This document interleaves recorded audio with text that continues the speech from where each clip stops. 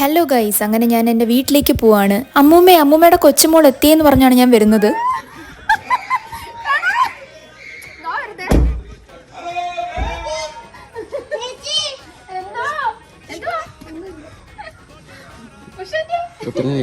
വേഗം കെട്ടിപ്പിടിച്ചാൽ കട്ട് ചെയ്യാതെ.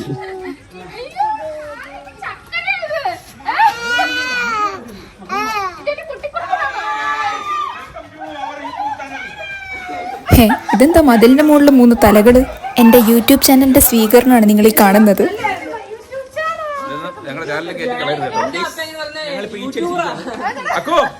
ഇപ്പോഴില്ലേ നമ്മുടെ വട്ടപ്പേര് യൂട്യൂബർ എന്നാണ്.